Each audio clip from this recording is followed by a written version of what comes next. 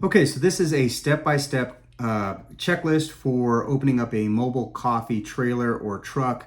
This is going to be a long video, folks. That we have 15 steps on how to launch a mobile coffee trailer. So I'm going to go through each one of them. I'll time stamp the description so that you can jump ahead if you need to. But it's a long video. Get ready for that. My name is Vincent. I'm with Green Joe Coffee School. We help people start mobile coffee businesses. We've helped hundreds of people launch and make profitable mobile coffee businesses, carts, trucks, and trailers.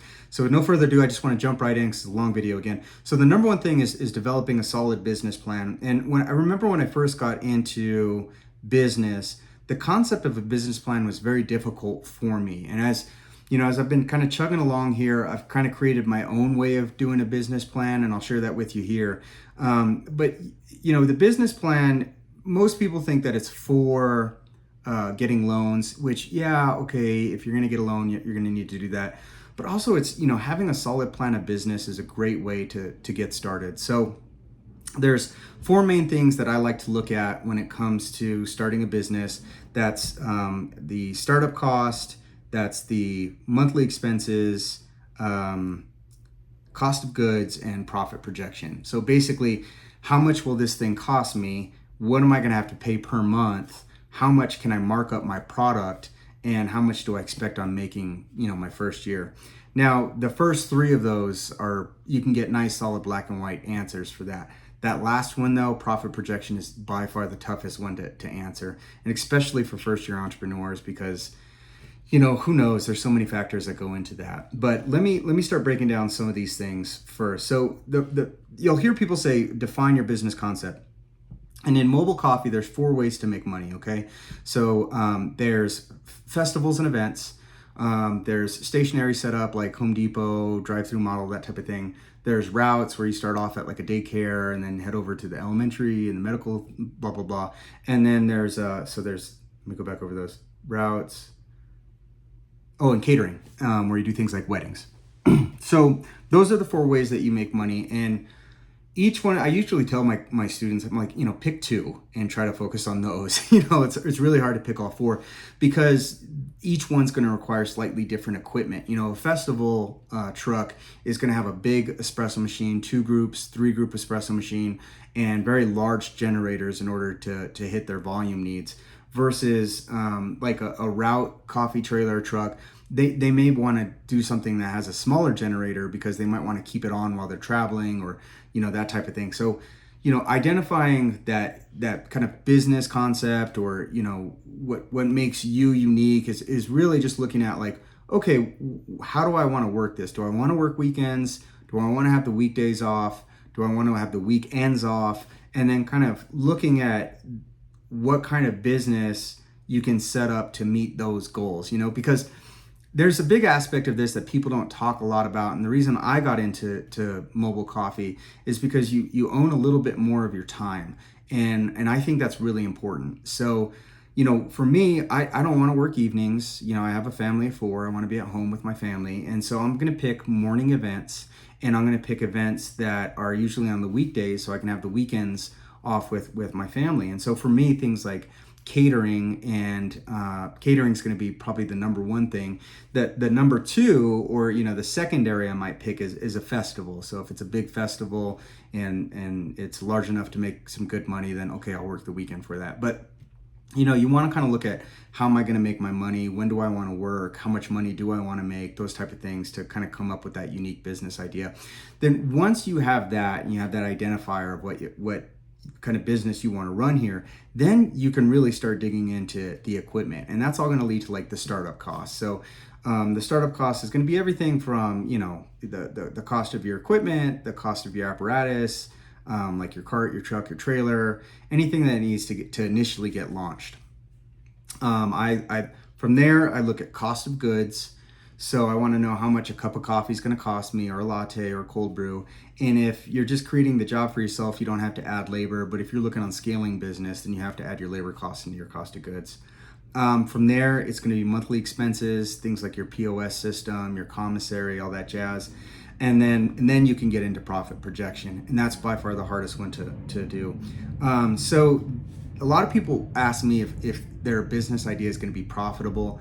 And I'm like, guys, that is homework. That's going to take you 2, 3, 4 weeks to research. We wrote our entire ebook is dedicated just to that question. Is it going to be profitable?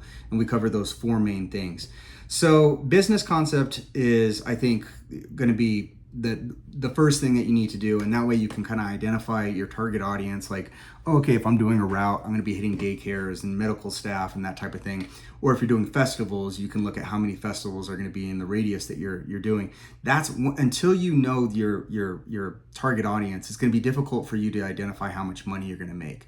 If I can calculate how many festivals I'm going to do in a year, then I'm like, okay, perfect. Now I know if I make X amount at each festival, and that all that formula is in the ebook. But if I make X amount in each festival, this is how much money I should be able to take home. So business plan, number 1. Number 2 is setting up your business. And so that's going to require, the easiest way I can explain this is you owe taxes to each region that you're in. So you owe federal taxes, state taxes, most likely a county and a city tax.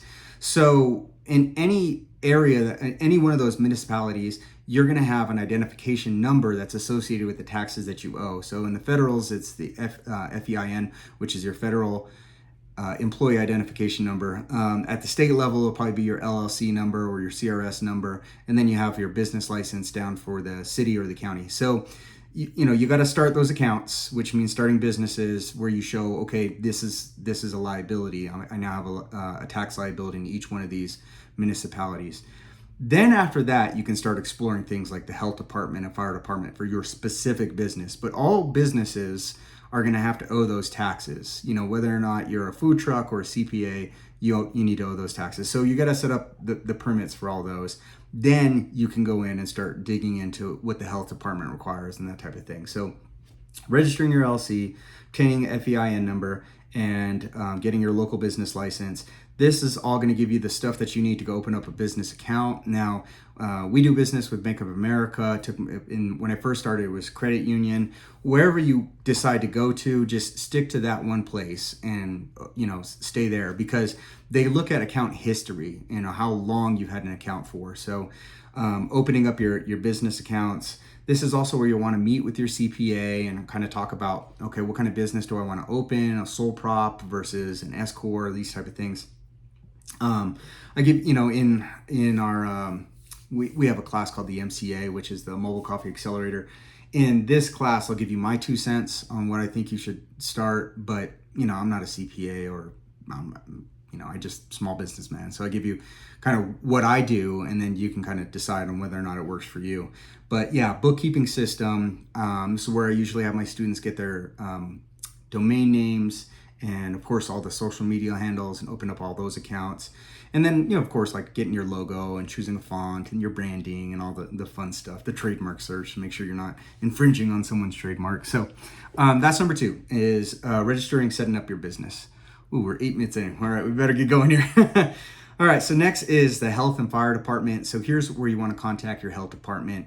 And with them, it's you're writing a letter of intent, and I have a sample letter of intent inside the ebook. So I won't go too far into that.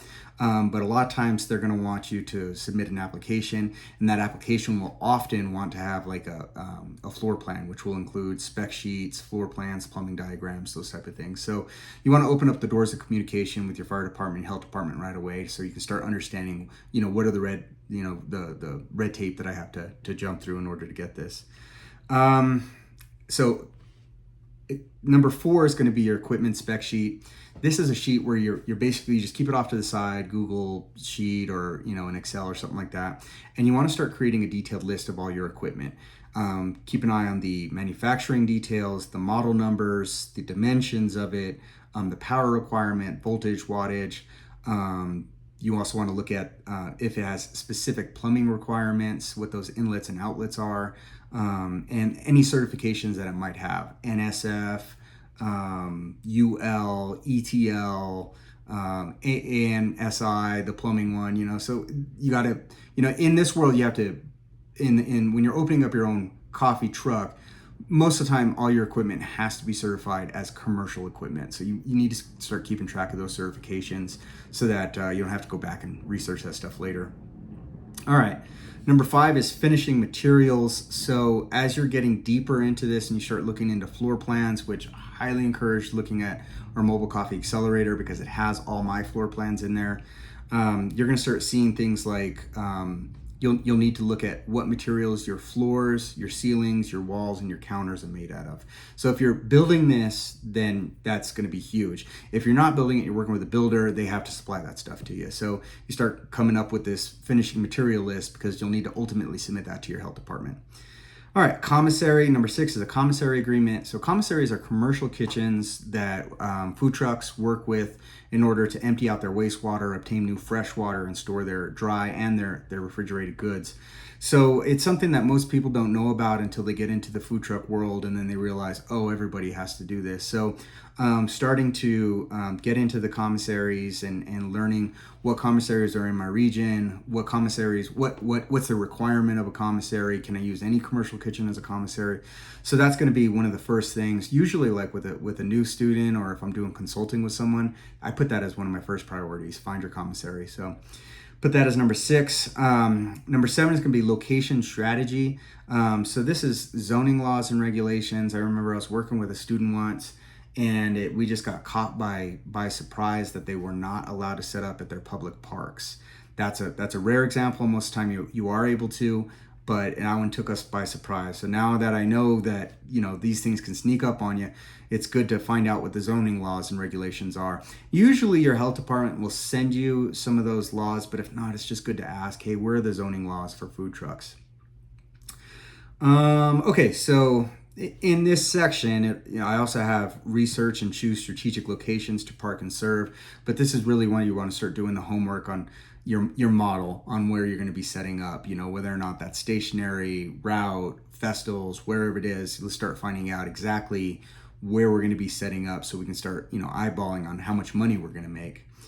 And I got, location strategy it's a whole deep dive, and I go into that in the mobile coffee accelerator, how to find a location, but it takes a while. That's the beautiful thing about being mobile is if it doesn't pan out, then you can, pick it up and go somewhere else. But yeah, picking your location, a lot of folks, they'll think that they have a good location only to find out that it's not as good as they thought there was. And I am no different from that. When I opened up my coffee shop, I thought it was the greatest location in the world, and then it didn't turn out to be that way. So lessons learned, picking a good location is important. All right, so number 8 is the trailer build out. Now, if you're building it out yourself, again, I'm going to drop shamelessly, I'm going to drop the MCA because the Mobile Coffee Accelerator shows you how to build these things. So we have plumbing videos and how to do the walls and how to do flooring and all that stuff. But if you're doing it yourself, take a look into that. If you're not, you're going to want to hire a contractor to build. Now, there's a couple different ways to do this. You can hire one contractor to build everything out for you, or you can hire one contractor and then do subcontracts for each individual category, like electric and plumbing. So, pros and cons to each one. But yeah, hiring a contractor, say we were to split it into 3, because that's the more complicated one, so I'll cover that. You would hire a contractor to do your ceilings, your floors, your walls, and your counters based on those floor plans that you submitted to the health department. And then you would hire a plumber to install your water tanks and your sinks. You would hire an electrician to do the outlets and the breaker box and the wires, of course. And then usually you or a handyman will come in and equip your trailer after that, put in the espresso machines and the grinders and that type of thing. This is also when you'll want to obtain insurance for your trailer because you want to make sure that your equipment is covered as well. Okay. Number 9, one of my favorites, is sourcing coffee.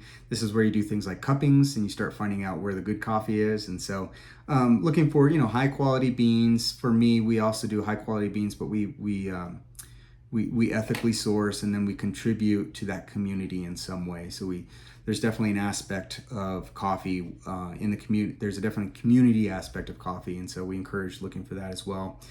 You're going to do things like ordering samples, and whenever you're ordering samples, you want to get enough to try to make the coffee, to make the items on the menu.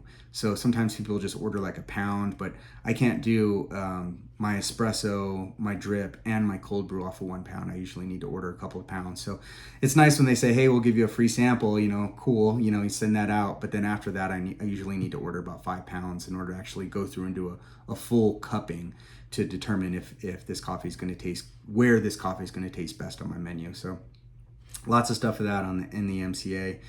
All right, so sourcing coffee and supplies, ordering samples. We talked about that. Stocking up on your cups and your lids. We have links for that in the ebook. So because that's part of the cost of goods. So, but anyways, okay. So number 10 is staffing. So that's if you do decide to hire staff right away, then you'll want to start looking at getting some baristas. And if you're new, then that's a hard one. Like being a new barista is tough because coffee's such a subjective world. When I came into this from medicine, where we're very objective. You give a certain amount of epinephrine if someone's having an anaphylactic shock, right? And so in coffee, there's a lot of different variables that are based on a subjective tasting. So when you're new to coffee, most people, I'm going to be honest with you, most people don't know much about coffee, and they can mimic pretty much what Starbucks does, but in order to really start dialing into your craft, that's where, because it's a subjective thing, you're going to have to work with a trainer so that they can really dial in your palate. So if you're getting new into coffee, I would suggest looking at a coffee school. We have one. Texas Coffee School has one. There's a Barista Academy up in Seattle. So there's a couple around the nation that are just outstanding, absolutely wonderful. But you'll want to start learning how to dial in your palate. You can also talk to your local coffee roaster and see if they offer classes too. All right, so pricing strategies, number 11. This is where you develop different pricing, and I have different ways of doing pricing because I want to make the most money I can out of an event, but I also don't want to leave events on the table if the number's too high. I don't want to lose customers, so I have an upsell and a downsell strategy that I use. Number 12 is branding. This is where you're going to do things like your signage, your vehicle wrap, start creating some social media stuff, start doing some videos. Building an email list, loyalty programs, that comes in number 12. Number 13 is tasting. And so as soon as your equipment and everything's installed and you found your supplier, you can start actually dialing in your equipment and kind of tasting through here. So this is where you're going to want to run through like test runs to ensure that all the equipment works and that you start making drinks and tasting the drinks, dialing in your machinery. And what you'll learn is what for me, when I teach in my school, I teach the skill set of, the old concept of teach a man how to fish. I'm a big advocate of that. So I don't like giving people specific recipes and being like, do it like this. I like showing them how to actually dial in their machine. So this is an over extraction versus an under extraction. And that way you can hit that Goldilocks zone so that when you go to dial in your equipment, the numbers that you learned on mine are going to be different. You'll have to over extract and under extract on your equipment and kind of find your own Goldilocks zone. So that's going to be your testing, creating your recipes and all your cards, your drink cards, start putting them up on the wall or however you want to keep track of your recipes. Number 14, soft launch. So I usually encourage people to get their family and friends to do a soft launch after you've dialed in your recipes. This is where I hire a photographer to come out and do photo ops. I'll try to see if I can get one of my friends to dress up if they still fit in their wedding attire, that way I can market to weddings and stuff, and get some folks in some business suits and stuff. That way you can market to businesses as well. But you want to look at whatever your target demographic is that we covered back in, number 1, 18 minutes ago of this video. You'll want to make photos with your stuff, with your cart, your truck, your trailer, whatever you're using. You want to make photos that's dedicated towards or focused towards that target demographic. So that's your chance to kind of get some first photos for that. And then here I have number 15, ongoing operations. This is like setting up systems to track your sales, your expenses, your inventory, and anything that's going to lead to more what we call conversions. So, for me in my world, I'm online, so I have to look at things like how many people look at my website versus how many people convert to my website or fill out a form or something like that. You'll want to start tracking those type of metrics so that you can understand, when I have X amount of eyeballs on my website, X amount of people sign up, and then X amount of sales come from that. So start dialing into that stuff. And then this is also where I encourage people to just start banging out the maintenance requirements for all your equipment, because your espresso machine has to be maintained, and so does your gear, the burr grinders on your grinder, and there's the oil for your truck and the gasoline for your generator and all that stuff. And that full list is inside the ebook as well because it's part of the monthly expenses for me, so I put that in there. And that is all I have for 15 15 steps on how to launch a coffee truck. Gosh, that's a 20-minute video. So listen, folks, my name is Vincent. I own Green Joe Coffee School, and we have 2 things to help you out. If you're just getting into this, the ebook is usually where I encourage people looking into and seeing if it's going to be a profitable business. And if it is going to be profitable and you want to learn how to do this, then look at the Mobile Coffee Accelerator. Both of those are found on the website, www.greenjoecoffeeschool.com. Thanks so much for tuning in.